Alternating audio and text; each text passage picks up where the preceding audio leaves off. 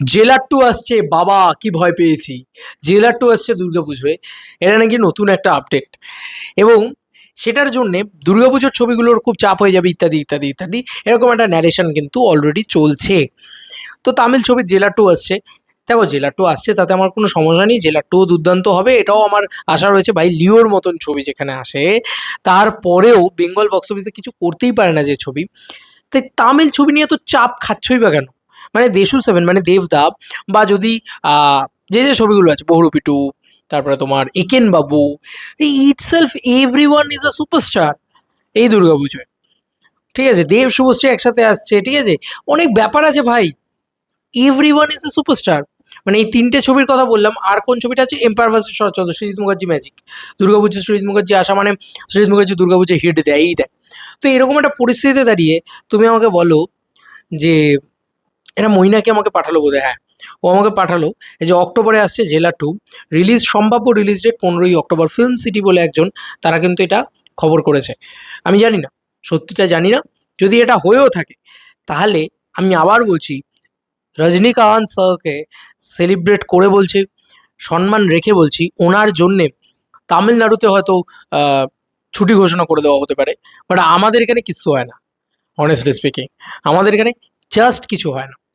আমাদের এখানে তামিল ছবির বা তামিলনাড়ুর বাইরেই তামিল ছবির খুব একটা যে গ্রহণযোগ্যতা আছে এমনটা নয়। নাহলে বিক্রমের মতন অত ভালো ছবি মানে ইয়েতে চলে না, প্যান ইন্ডিয়াতে চলে না। তো এখানে না বুঝতে হবে কাকা, জেলার টু যত বড়ই ছবি হোক না কেন, হবে না, চলবে না। মিলিয়ে নিও আমার কথা।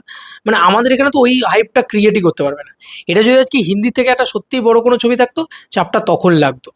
এবার জেলার টু আদৌ আসবে কিনা সেটাও একটা বড় বিষয়, কারণ প্যান ইন্ডিয়া তারা রিলিজ করবে। যদি তারা প্যান ইন্ডিয়া টার্গেটও করে না তামিল, তো ওরা রামায়ণাকে ভয় পাবে কিনা এখন সেটা দেখার বিষয় হবে, কি করবে না হবে। আর রামায়ণা ভাই নেক্সট লেভেলে বড় প্রজেক্ট। বরং জেলার টু এর থেকে রামায়ণাকে চাপ পাও, চাপ খাও। কারণ itself they are the mega stars. মানে এখানে দেব শুভশ্রী রয়েছে, এখানে একেন বাবু ইটসেলফ আ মেগা স্টার, আমি মনে করি। কারণ বক্স অফিস সেই কথাটা বলছে ভাই, নাম্বারস গেম ডাটা সেটা বলছে একেন বাবুর নাম্বারটা। বা যদি আমি বলো না এই নামটা কি, বহুরূপী টু ইটসেলফ আ মেগাস্টার। তো ইচ অ্যান্ড এভরি বাংলা ছবি ইজ ইটসেলফ আ মেগাস্টার। এবং সৃজিত মুখার্জি দুর্গাপুজো ম্যাজিক, এটা একটা ইয়ে। তাও আমি বললাম যে সৃজিত মুখার্জি ধরে রাখো যে এই ছবিতে সব থেকে নিচ, মানে এই পুজোতে সব থেকে নিচ ছবিটা বানাচ্ছে। বাদ বাকিরা তো কমার্শিয়াল ছবি বানাচ্ছে রে ভাই। বাদ বাকিরা তো দাঁত নখ বার করে লড়বে রে ভাই। তারা নিজেরাই নিজেদের ব্যবসা খাবে কিনা, মানে খেয়ে শেষ করে দেবে। তারা আবার বাইরের লোককে ভয় পাবে? সিরিয়াসলি, এবার এমন একটা ঘটনা ঘটছে, জেলার টেলার টুকে ভয় পেতে হবে না, নিজেরা নিজেদেরকে ভয় পাও।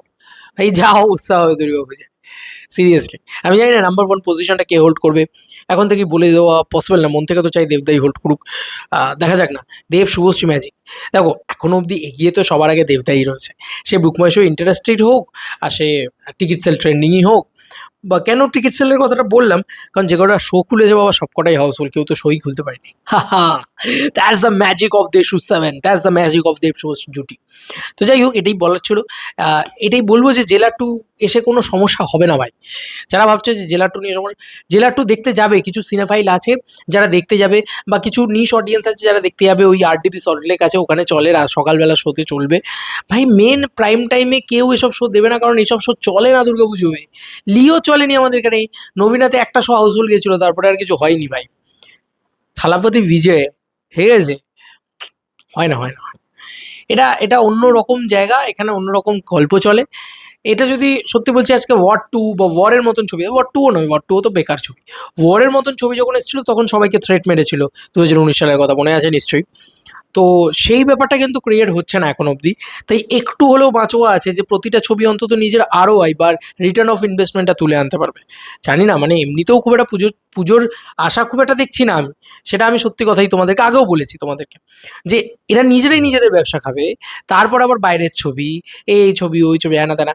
মানে আরওআই, রিটার্ন অফ ইনভেস্টমেন্ট তুলে আনা খুব ডিফিকাল্ট, খুবই ডিফিকাল্ট।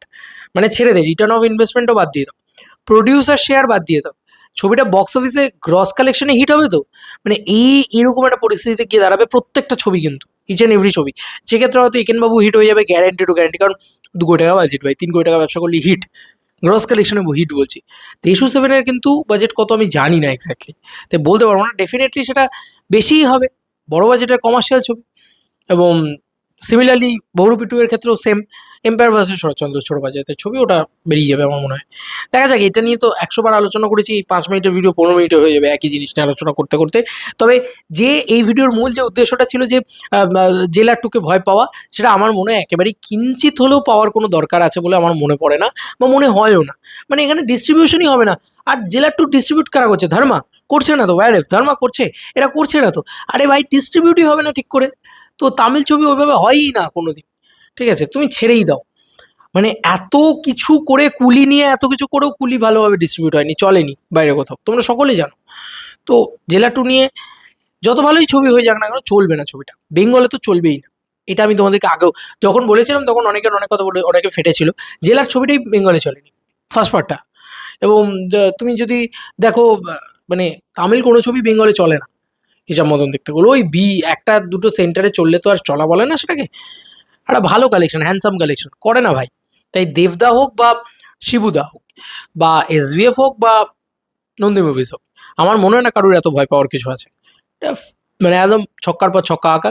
এখন দেখার বিষয় এগুলোর ভিতরে কে নাম্বার ওয়ান হয়, আর সেই নাম্বার ওয়ান হয়েও কি সে সত্যিই সাকসেসফুল হয়, আরওআই কি সত্যিই সে তুলতে পারে, এটাই দেখার মতন বিষয় হবে। চলো বন্ধুরা, নতুন কোনো ভিডিওতে দেখা হবে, বাই।